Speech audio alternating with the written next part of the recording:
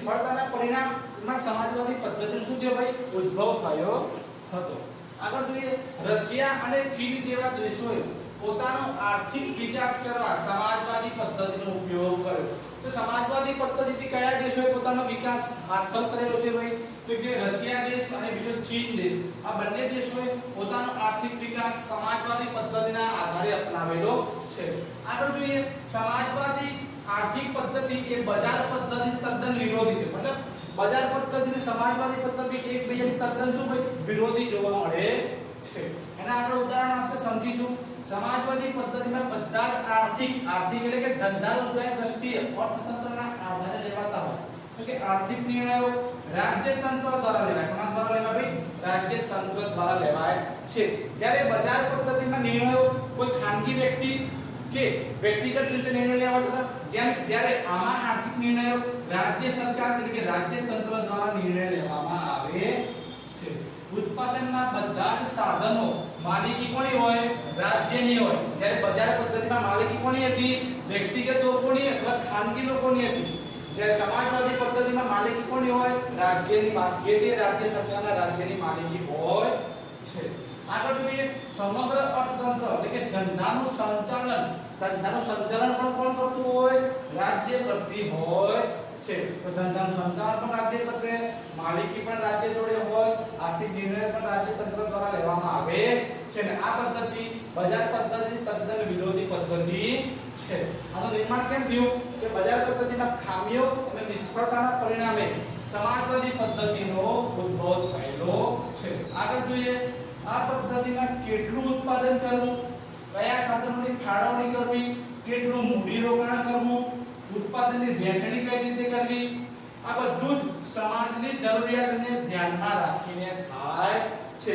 ભાઈ સમાજમાં કેટલું ઉત્પાદનની જરૂર છે કયા સાધનોની ફાળવણી કરવી પડશે કેટલા પૈસા રોકવા પડશે ઉત્પાદનની વહેંચણી કઈ રીતે કરવી પડશે આ બધું જ સમાજની જે જરૂરિયાત હોય એ જરૂરિયાતને ધ્યાનમાં રાખીને નક્કી કરવામાં આવે છે। આગળ જોઈશું આ પદ્ધતિમાં કેન્દ્ર સ્થાને નફો નહીં પણ તો કે સમગ્ર સમાજનું કલ્યાણ રહેલું છે।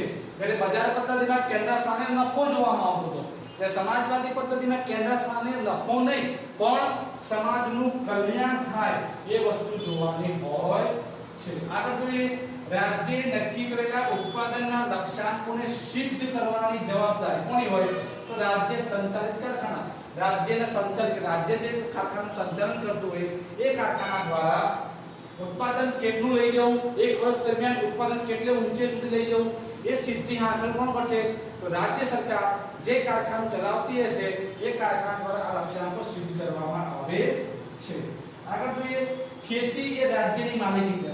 સીધો વિકલ્પ પણ પૂછાય છે કે ખેતી એ કોની માલિકી છે તો ખેતી એ રાજ્યની માલિકી છે અને શ્રમિકો કામ કરતા હશે એ કામના બદલામાં જેટલું કામ કરશે એટલું એમને વેતન આપવામાં આવશે તો કે શ્રમિકોની ક્ષમતા પ્રમાણે વેતન આપવામાં આવે છે। તો આ શું જોઈએ આપણે સમાજવાદી પદ્ધતિની મેન લાક્ષણિકતા ઓ જોઈએ સમાજવાદી પદ્ધતિના લક્ષણો કયા છે તો પહેલું લક્ષણ કયું ભાઈ તો ઉત્પાદનના સાધનોની માલિકી કોની હોય માલિકી તો રાજ્યની માલિકી કોની હોય રાજ્યની જ્યારે બજાર પદ્ધતિમાં માલિકી વ્યક્તિગત કે ખાનગી બીજો મુદ્દો અર્થતંત્રના બધા જ આર્થિક નિર્ણય રાજ્ય લેશે કોણ લેશે રાજ્ય દ્વારા લેવાય અને પહેલામાં વ્યક્તિગત કે ખાનગી લોકો લેતા હતા। આગળ જોઈએ આર્થિક પ્રવૃત્તિના કેન્દ્ર સ્થાને નફો નહીં પણ સમાજનું હિત હોય જ્યારે પહેલામાં આર્થિક સ્થાને કેન્દ્રમાં નફો લેવામાં આવતો આમાં નફો નહીં સમાજનું હિત રહેલું હોય છે। સમાજનું હિત રહેલું હોય છે। આગળ શ્રમિકોને કામના બદલામાં વેતન અપાય છે। તો ચાર મુદ્દા ઉત્પાદન સાધનોની માલિકી રાજ્યની હોય આર્થિક નિર્ણય રાજ્ય દ્વારા લેવાય કેન્દ્ર સ્થાને નફો નહીં પરંતુ સમાજનું હિત રહેલું છે અને શ્રમિકોને કામના બદલામાં વેતન અપાય આ શું છે એના લક્ષણો। હવેના લાભો કયા શું ભાઈ તો સમાજવાદી પદ્ધતિથી કયા લાભ થશે તો પહેલો લાભ જોઈએ તો કે સમાજની જરૂરિયાત પ્રમાણે ઉત્પાદન થવાથી કે સમાજમાં જે જરૂરિયાત હોય એ જરૂરિયાતનું જ ઉત્પાદન થશે એનાથી શું થશે કે મોજ શોખની વસ્તુઓ અથવા તો બિનજરૂરી વસ્તુઓનું ઉત્પાદન થતું નથી. મતલબ સમાજને જેટલું ઉત્પાદન જોતું હોય એ જ ઉત્પાદન થશે. મોજ શોખની કે બિનજરૂરી વસ્તુનું ઉત્પાદન થશે નહીં. બીજો મુદ્દો, ઉત્પાદનનો નિર્ણય રાજ્ય દ્વારા લેશે. કેટલું ઉત્પાદન કરવું એનો નિર્ણય કોણ લેશે? રાજ્ય સરકાર લેશે. એટલા માટે કુદરતી સંપત્તિનો દુર્વ્યય થતો નથી. જ્યારે બજાર પદ્ધતિમાં કુદરતી સંપત્તિનો દુર્વ્યય થતો હતો. કેમ? તો ખાનગી વ્યક્તિ લેતા હતા એટલા માટે. જ્યારે અહીંયા રાજ્ય લે છે એ કુદરતી સંપત્તિનો દુર્વ્યય થતો નથી. આગળ જોઈએ, આવક અને સંપત્તિમાં અસમાનતા દૂર થશે. મતલબ આ રાજ્ય જોડે છે એમાં આવક અને સંપત્તિ એક વ્યક્તિ જોડે ઇજારાશાહી હતી એટલે એક વ્યક્તિ તો આમાં એવું કંઈ હોતું નથી. તો આવક અને સંપત્તિમાં અસમાનતા દૂર થાય છે. અને પેલામાં ગ્રાહકને જ્ઞાન નહોતું એટલે ગ્રાહકના અજ્ઞાનતાને કારણે બજાર પદ્ધતિમાં એનું શોષણ થતું હતું.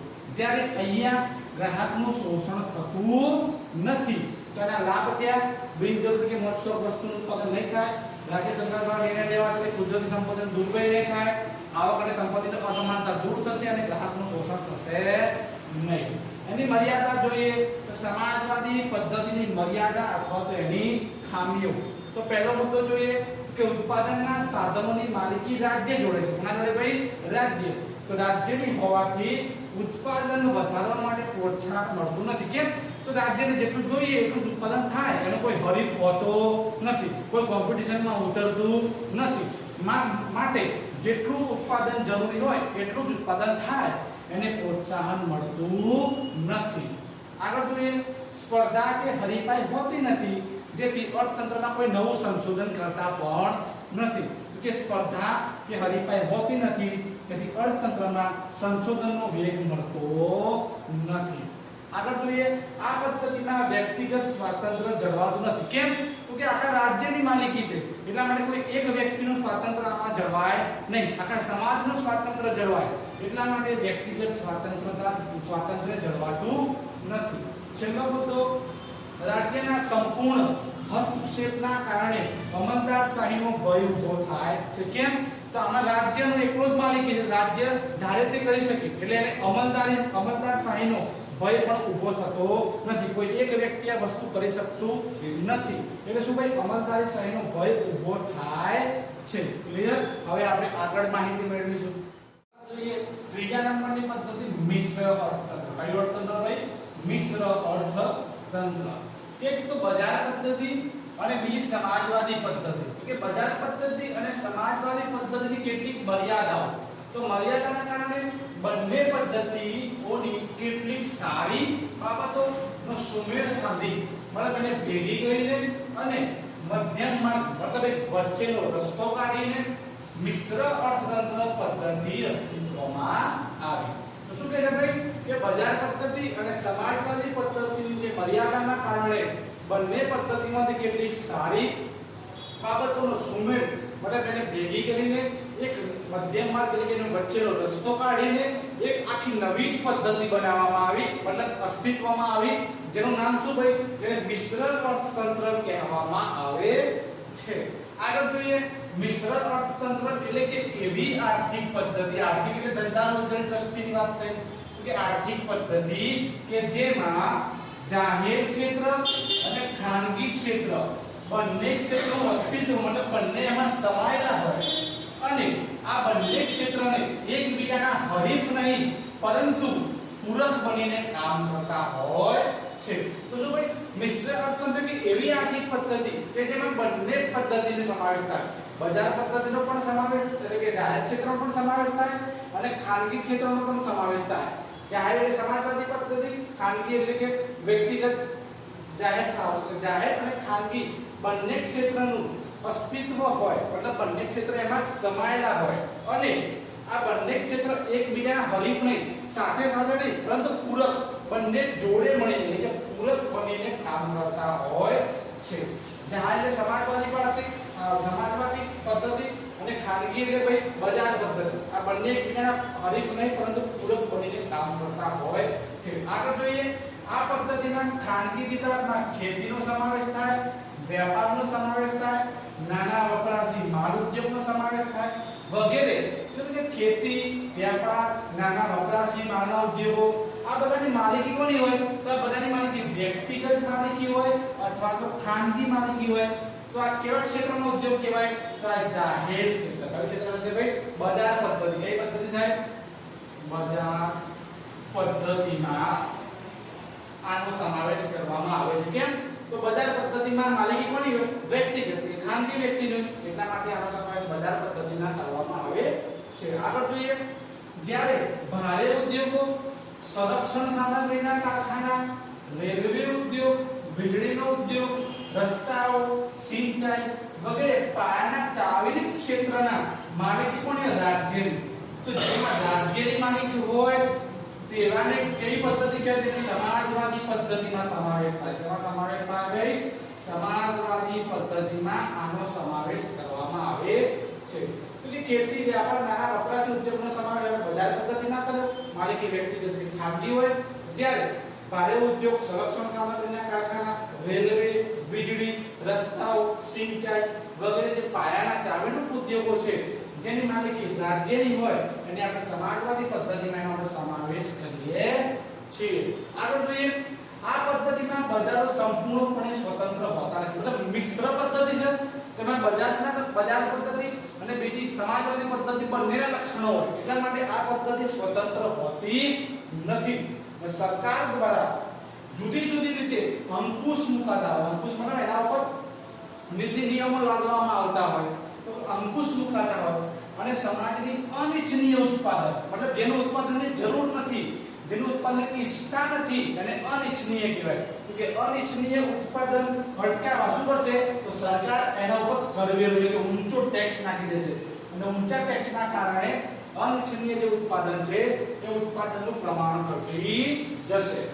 આગળ જોઈએ, હવે વાત મિશ્ર અર્થતંત્રમાં. તો કે જે પછાત વિસ્તાર છે એમાં સરકાર શું કરશે કે પછાત વિસ્તારમાં ઉદ્યોગો સ્થાપવા માટે શું ભાઈ? ઉદ્યોગો સ્થાપવા માટે સરકાર એમને શું આપશે? સબસિડી આપશે અને જે કરવેરો છે એ કરવેરામાં પણ રાહત આપશે. શું આપશે ભાઈ? રાહત જેવા પ્રોત્સાહનો આપે છે જેના કારણે પછાત વિસ્તારોમાં પણ ઉદ્યોગોનો વિકાસ થાય.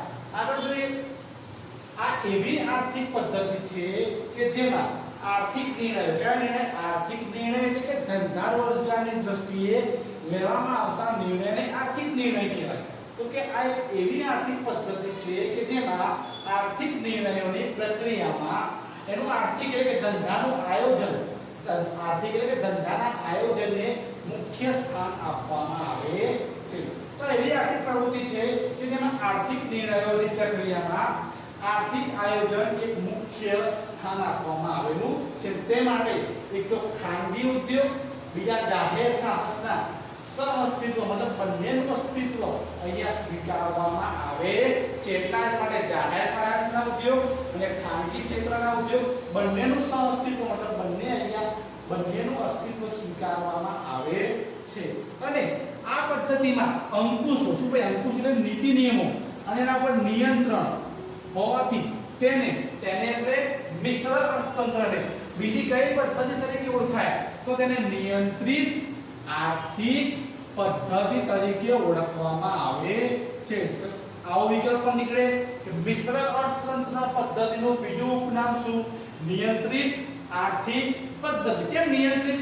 કે અંકુશો અને નિયંત્રણ છે આ પદ્ધતિમાં, એટલા માટે નિયંત્રિત આર્થિક પદ્ધતિ કહેવામાં આવે છે. આગળ જોઈએ, એ જ રીતે આગળ કયા દેશોએ મિશ્ર અર્થતંત્રની અપનાવેલું છે? તો એક તો ભારત દેશ અને બીજો કયો? ફ્રાન્સ. તો ભારત અને ફ્રાન્સ જેવા દેશોમાં મિશ્ર અર્થતંત્ર, શું ભાઈ? ભારત અને ફ્રાન્સ જેવા દેશોમાં મિશ્ર અર્થતંત્ર પદ્ધતિ જોવા મળે છે. ભારત અને ફ્રાન્સ જેવા દેશોમાં કઈ પદ્ધતિ જોવા મળશે? મિશ્ર અર્થતંત્ર પદ્ધતિ જોવા મળે છે. જ્યારે અમેરિકા અને જાપાનમાં બજાર પદ્ધતિ જોવા મળશે, જ્યારે રશિયા અને ચીનમાં સમાજવાદી પદ્ધતિ જોવા મળે છે. આગળ જોઈએ, મિશ્ર અર્થતંત્રમાં પણ આપણને ઘણી બધી ખામીઓ જોવા મળે છે. કેવી?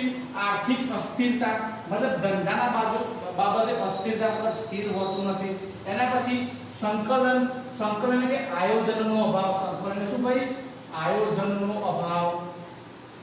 ત્રીજું મુદ્દો આર્થિક નીતિઓ मतलब धंधा रोजगार दृष्टिથી નીતિ નિયમો બનાવવામાં આવતા હોય એની વાત છે તો કે આર્થિક નીતિઓની અસાતત્યતા એટલે કે અસમાનતા અસ્થિરતા તો કે આર્થિક નીતિઓમાં અસાતત્યતા ધંધાની નીતિમાં અસ્થિરતા અને આર્થિક વિકાસનો નીચો દર જોવા મળે છે।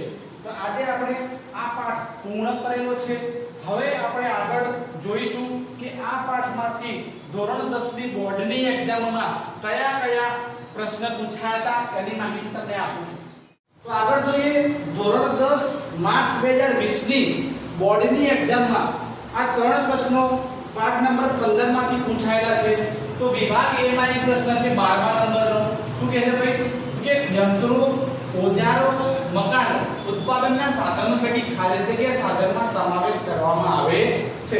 જમીનમાં ના આવે શ્રમમાં ના આવે મૂડીમાં છે એનો ભાઈ મૂડીમાં એનો સમાવેશ કરવામાં આવે છે। પછી વિભાગ સી માં પ્રશ્ન નંબર 28 છે કે દિવ્યાના પિતાજી LIC માં કામ કરે છે, ભવ્યાના પિતાજી ખેતી કામમાં કામ કરે છે અને પ્રેક્ષાના પિતાજી સિલાઈ મશીન બનાવે છે। તો LIC એ વીમા કંપની છે। જોજો ભાઈ વીમા કંપની એટલે વીમા કંપની એક સેવા ક્ષેત્ર કયું ક્ષેત્ર આવશે ભાઈ સેવા ક્ષેત્રમાં એનો સમાવેશ કરવામાં આવે છે। બીજા નંબરમાં ખેતી કામ તો ખેતી કામ એટલે પ્રાથમિક ઉદ્યોગ થયો ખેતી પશુપાલન પશુ સંવર્ધન મત્સ્ય ઉદ્યોગ મરઘા બચ્ચા ઉછેર વગેરેનો સમાવેશ પ્રાથમિક ક્ષેત્રમાં થાય। તો ખેતી એટલે પ્રાથમિક ક્ષેત્ર કયું ક્ષેત્ર ભાઈ પ્રાથમિક ક્ષેત્રમાં એનો સમાવેશ કરવામાં આવે છે। ત્રીજો પ્રશ્ન સિલાઈ મશીન તો કે નાના પાયાના ઉદ્યોગ મોટા પાયાના ઉદ્યોગ વગેરેનો સમાવેશ આપણે માધ્યમિક ક્ષેત્રમાં તો સિલાઈ મશીન નાના પાયાનો ઉદ્યોગ થયો એટલે એને માધ્યમિક ક્ષેત્રમાં એનો સમાવેશ કરીએ છીએ। તો પ્રશ્ન કેવો પૂછાય તો ભાઈ દિવ્યાના પિતાજી LIC માં કામ કરે છે, ભવ્યાના પિતાજી ખેતીમાં કામ કરે છે, પ્રેક્ષાના પિતાજી સિલાઈ મશીન બનાવે છે। તો કે આ ત્રણેયના પિતાજી અર્થકારણના કયા માળખામાં આવશે તેના વિશે માહિતી આપો તો આપણે ત્રણેયની માહિતી આપી દીધી। પછી બીજો 5મા પ્રશ્ન પૂછાય તો કે સરકારનો જે પદ્ધતિમાં હસ્તક્ષેપ ન હોતો નથી એના લાભ અને ગેરલાભ જણાવો। તો સમાજવાદી પદ્ધતિમાં સરકારનો હસ્તક્ષેપ હોય છે પણ બજારમાં એનો હસ્તક્ષેપ જોવા મળતો નથી। તો હસ્તક્ષેપ નથી મતલબ તો બજાર પદ્ધતિ વિશેની શેની ભાઈ બજાર પદ્ધતિના લાભ અને ગેરલાભ એટલે તેની ખામીઓ એના વિશે આપણને પ્રશ્ન પૂછેલો છે કે બજાર પદ્ધતિના લાભ અને ગેરલાભ જણાવો। તો આ ત્રણ પ્રશ્ન આ વખત બોર્ડની એક્ઝામમાં પૂછાયા હતા। જો તમને અમારો વિડિયો ગમતો હોય તો તમે લાઈક કરજો, શેર કરજો અને કમેન્ટ કરવાનું ભૂલતા નહીં। Bye bye.